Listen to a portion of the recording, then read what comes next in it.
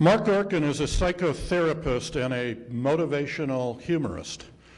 And for those of you who don't know what that means, it means he can get a lot of work out of you while you're smiling.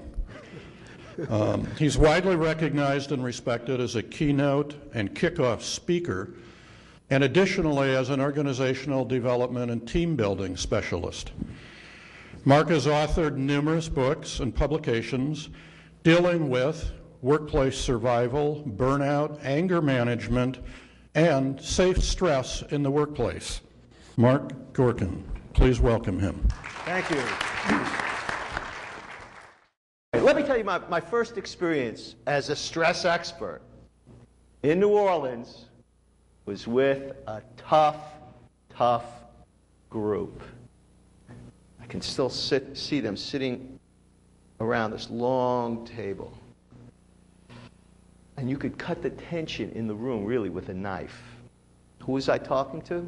VA hospital head nurses.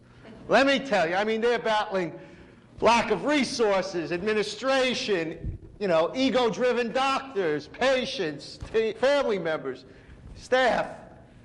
As I say, the tension was palpable. And then they introduced themselves.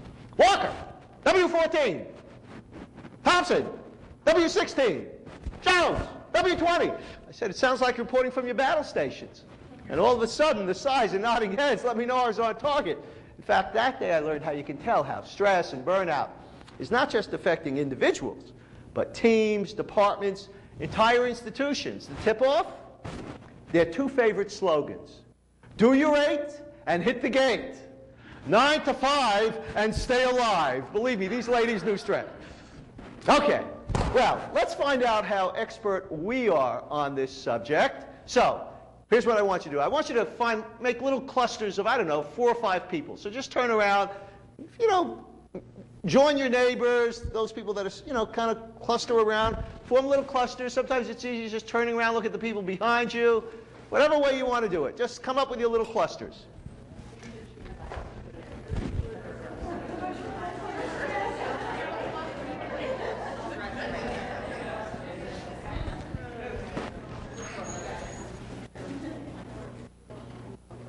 You can do it with 3 if you want, whatever.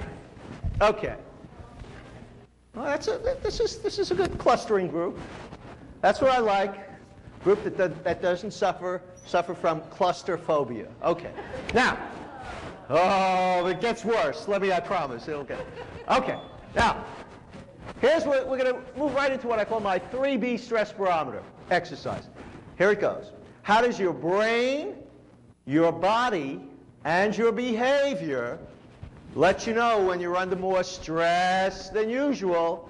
How does your brain, your body, and your behavior tell you when you're under stress? Now, I'm going to need one person also to jot down your group's discussion, be like a little recorder. So, okay, give you a few minutes. Brain, body, and behavior. How do you know those? How do those things tell you when you're under stress? Go.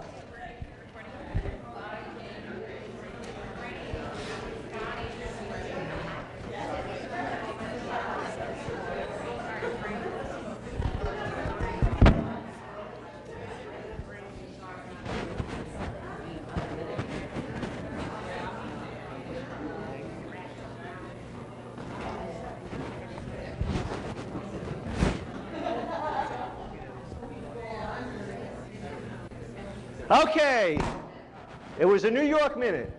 Now, do we have a bold group willing to share their list? Okay, I see a hand. Well, we'll get started, and if you can project. Upset, nervous, lack of patience, headache, Talking fast. No, let's go down slow. Upset, nervous, lack of patience. headache, Good, headache. shoulder tension, One of my favorites, shoulder tension. We'll get to that. defensive, Defensive. Paranoid. Oh, we're getting into the... confused, forgetful, shaky hands, sweat. Confused, forgetful, shaky hands, and sweat. I don't know if I still have a therapy practice, if I can be... No, just... Okay, let's give that group a hand. They did a good job. Very good.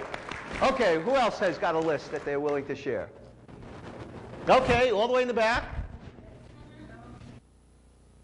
Oh, wait, maybe we have a mic. I told her I could talk loud enough without it, but she didn't believe me.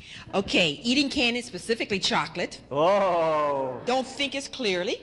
Irritable, hot and sweaty, tired, aches and pains, more emotional, low concentration, stomach ache or upset stomach, ulcers, and unapproachable. That sounds like a really battle-tested group. Okay, very good. Let's start out with eating, right? When you're under stress, aren't there some of us that eat a little bit more to kind of take off that edge? Now, are there any folks that actually lose their appetite and eat less when they're under stress? Of course, we hate those people, don't we? Really, it's... What about sleep? Sleep, right? Aren't there some days, I don't want to get out from under these covers for nothing? Yet aren't there some people that know all the best buys on eBay and QVC Home Shopping Channel at 3 in the morning? Absolutely. But, let me ask, is there such a thing as good stress? Do you do your best work when you're totally laid back? No, there's a little bit of that performance edge. In fact, we know we do our best work. We have that kind of peak performance experience when there are at least these two conditions. First, we have, there's a sense that there's a challenge, but we have enough confidence and competence that even if we get knocked on our derriere, we're going to figure out a way to bounce back. And we have an optimal level of physiological arousal. That's that good juices flowing. It's when the stress is ongoing and there's no relief in sight, when there feels like there are too many demands, too much responsibility, not enough control, authority, or autonomy, that's when normal or good stress turns into chronic or distress. Does that make sense? Oh, I can't resist this one. Someone mentioned, I think, shoulders or anybody with the neck? I call it the baby boomer back. Anybody with the jaw? TMJ. We know what that TMJ really stands for. Too many jerks? We know that one. No. Okay.